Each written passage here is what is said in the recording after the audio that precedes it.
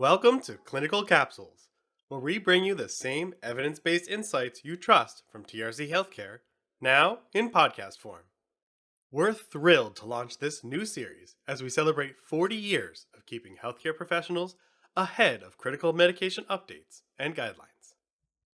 Every second and fourth Tuesday, our expert editors from Pharmacist Letter, Prescriber Insights, and Pharmacy Technicians Letter will break down the most impactful clinical developments, giving you clear, actionable takeaways in just minutes. Today, in our very first episode, you'll hear an excerpt from our December 2024 Pharmacy Essential Updates Continuing Education webinar series. In this segment, Associate Editor and Pharmacist Vickie Danaher explains the latest changes to adult pneumococcal vaccine recommendations. With that, let's get started.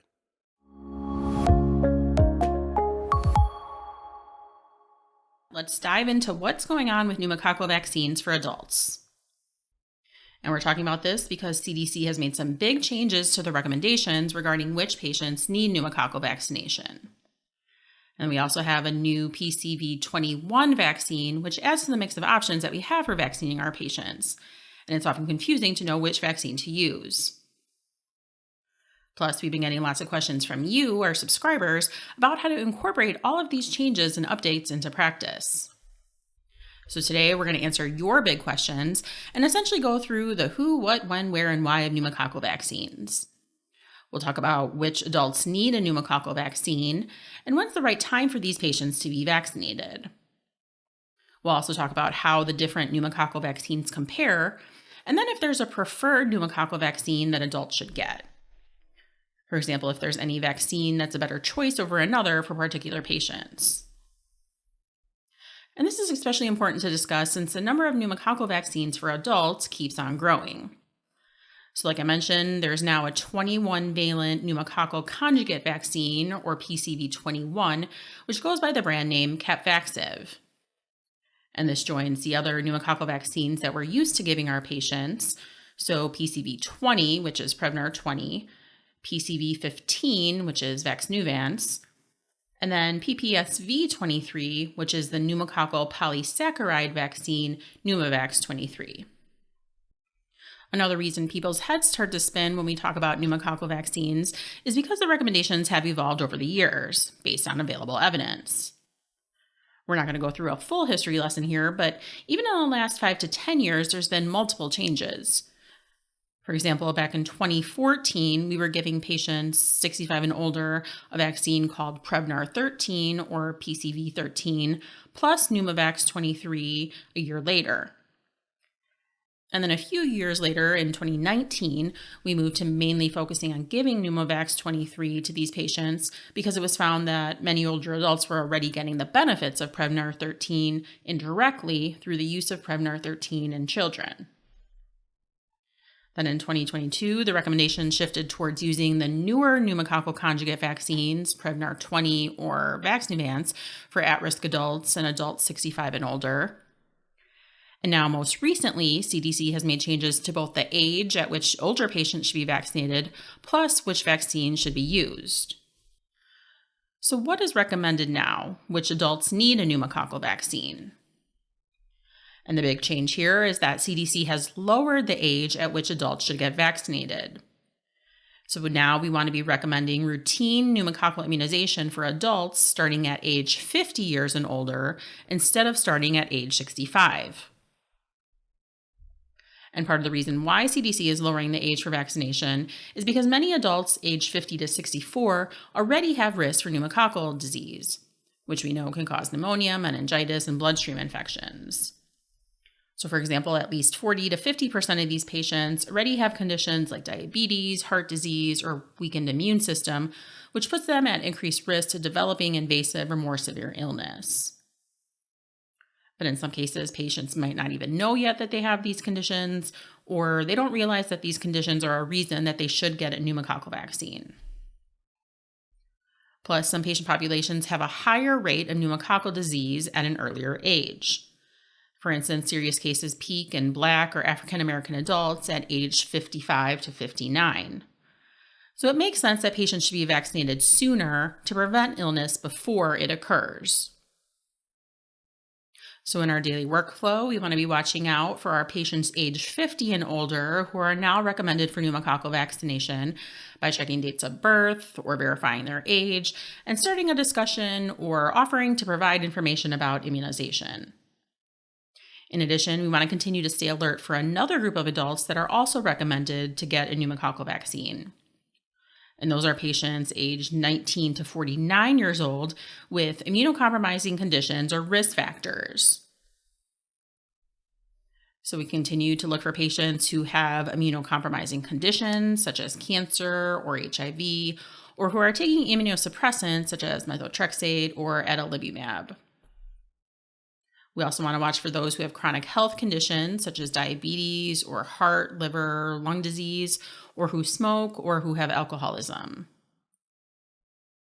And also listen out for other reasons that could make patients a candidate for pneumococcal vaccine, such as having a cochlear implant. Any of these things are a reason that patients should be vaccinated against pneumococcal disease. All right, so now that we know who should get a pneumococcal vaccine, let's dig into the actual vaccines and see how they compare. And like I alluded to earlier, there's two different types of pneumococcal vaccine for adults. So conjugate vaccines and polysaccharide vaccines. The pneumococcal conjugate vaccines, or PCVs, are PCV21 or Capvaxive, PCV20 or Prevnar, and PCV15 or Vaxneuvance. And the way that these vaccines work is that they're conjugated or linked to a carrier protein, which spurs production of memory cells.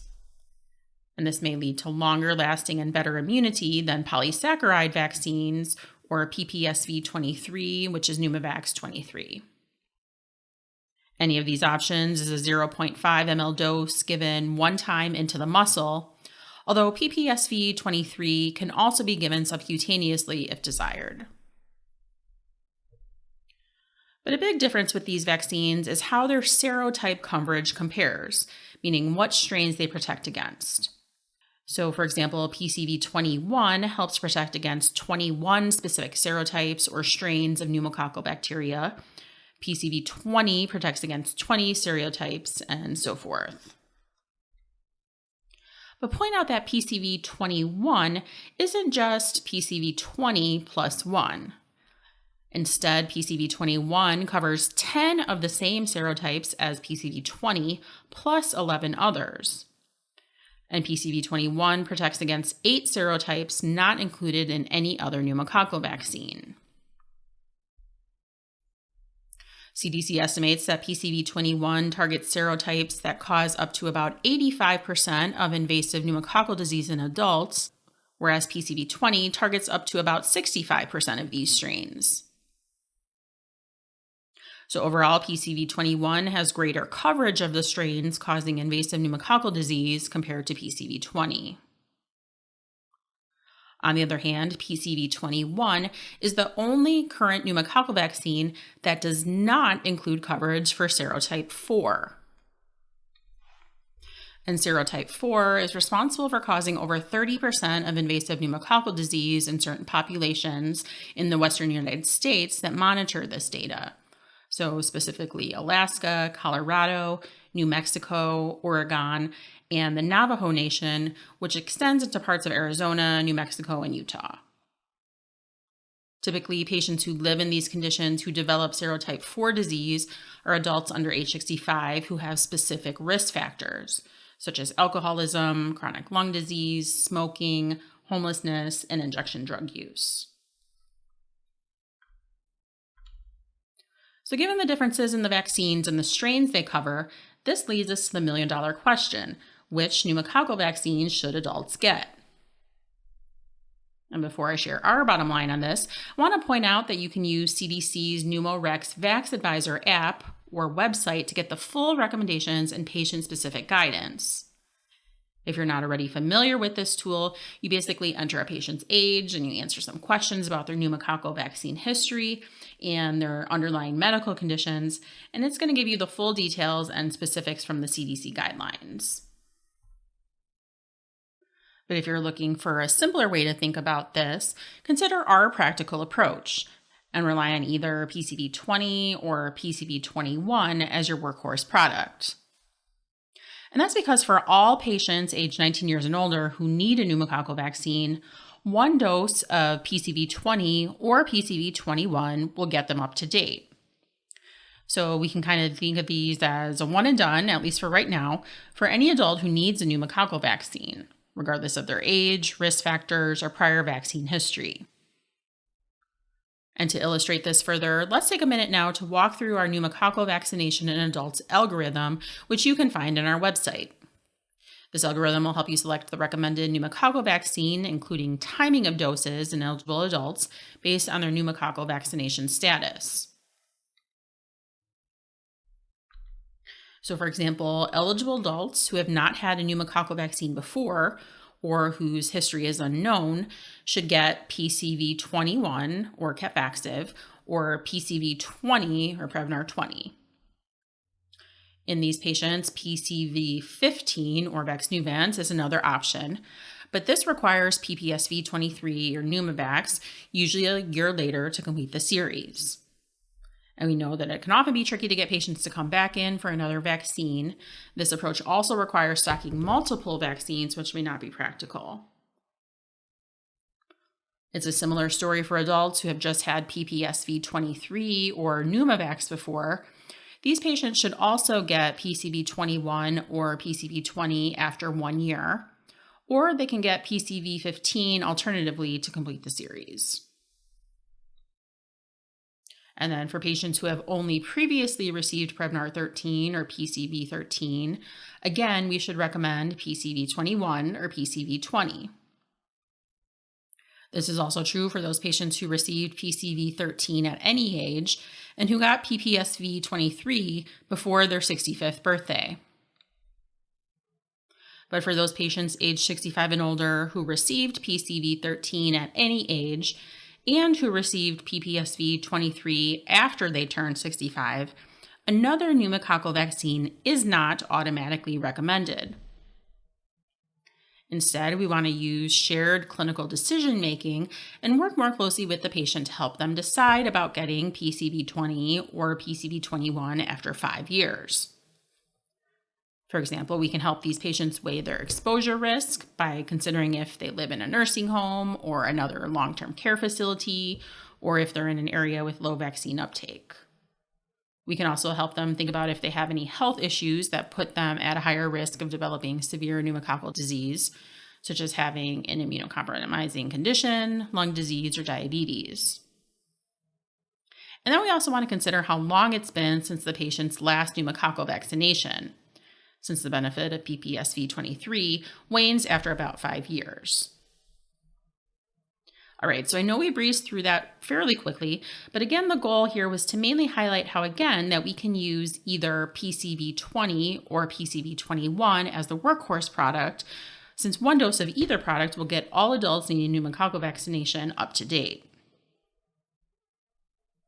And when it comes down to choosing between PCV20 or PCV21, in general, we want to focus on getting eligible adults vaccinated with either option rather than worrying too much about which product they get. CDC hasn't expressed a particular preference for one product over another. But we do want to weigh nuances and consider our patient population, location, and so forth. For example, we want to go with PCV21, which has better overall serotype coverage, but lean towards PCV20 if invasive pneumococcal disease due to serotype 4 is a concern, such as for adults living in Alaska, Colorado, New Mexico, and Oregon who have alcoholism or who are experiencing homelessness. Also keep in mind that PCV21 is currently only approved for ages 18 years and up, but PCV20 can be used to immunize both adults and children. So if you do stock both PCV20 and 21, we want to make sure we use strategies to make sure that we're using the appropriate vaccine for the patient's age. Point out that PCV21 costs about $290 per dose, and PCV20 costs about $265 per dose. Medicare Part B will cover any recommended option, but it may take other payers time to align their coverage benefits to the updated CDC recommendations. So keep that in mind, especially when vaccinating younger patients. Now let's go through a couple patient cases to apply what we've learned. So here's our first patient, Joe. He's 22 years old. He doesn't have any allergies or medical conditions, but he does smoke, and he has no history of pneumococcal vaccines. Is a pneumococcal vaccine recommended for Joe? And if so, which one should he get?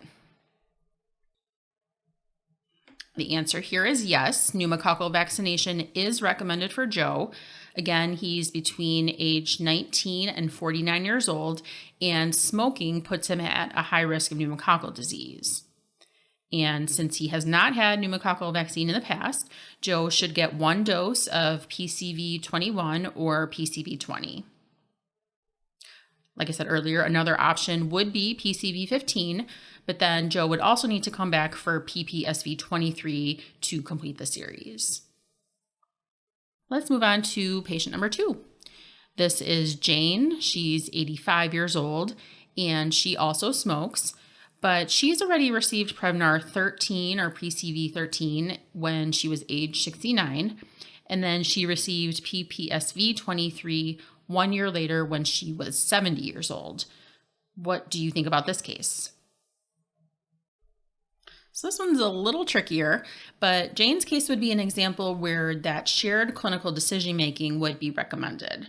So we can help Jane make a choice about getting either PCV21 or PCV20. Certainly the fact that she smokes is a reason that would favor her getting vaccinated, but we'd also want to weigh other things such as her medical conditions, her life expectancy, and her preferences and values. And then the last case that we have is our patient Barry. He is 66 years old and he has diabetes. Looking at his vaccine history, he last received PCV 13 when he was 62, so that's about 4 years ago. Should Barry get another pneumococcal vaccine today? Patients who have a history of only PCV 13 should get PCV 21 or PCV 20 at least 1 year later. So yes, vaccination would also be recommended for Barry. So to close things out here, let's look at some practice pearls. So these cases were a good reminder for us to keep patient profiles updated with medical conditions and smoking status and previous vaccines, since this is going to help us identify candidates for pneumococcal vaccination. We also want to stay alert for confusion with vaccine abbreviations. I know it was tricky for me confusing all the different PCV products like PCV 15, PCV 20, and PCV 21 with each other. And then last but not least, we want to continue to ask patients about other needed vaccines such as flu and RSV. These can be given at the same visit as pneumococcal vaccine.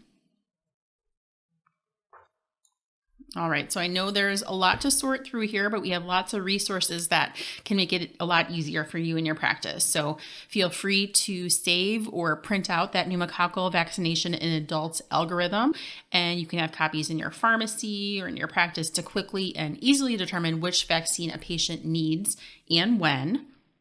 We also have in our December 2024 article on our website and in the print issues, we have this streamlined table of our simplified approach to pneumococcal vaccine. So this is a quick and handy reference chart. You can also get our updated chart comparison of pneumococcal vaccines for a side-by-side look at products, dosing, serotype coverage, and more. We hope you enjoyed and gained practical insights from listening to this presentation. Be sure to follow or subscribe, rate, and review this show in your favorite podcast app. Or find the show on YouTube by searching for TRC Healthcare or clicking the link in the show notes. While you're there, check out our other TRC podcasts like Medication Talk and Rumor vs. Truth. Also in the show notes, we've linked directly to a few of the excellent resources mentioned today, available to subscribers of Pharmacist Letter, Pharmacy Technician's Letter, or Prescriber Insights. On those websites, you'll also find a lot more evidence-based, concise, yet comprehensive resources on this and other medication therapy topics. If you aren't already a subscriber, don't miss out on these resources. Sign up today to stay ahead with trusted insights and tools.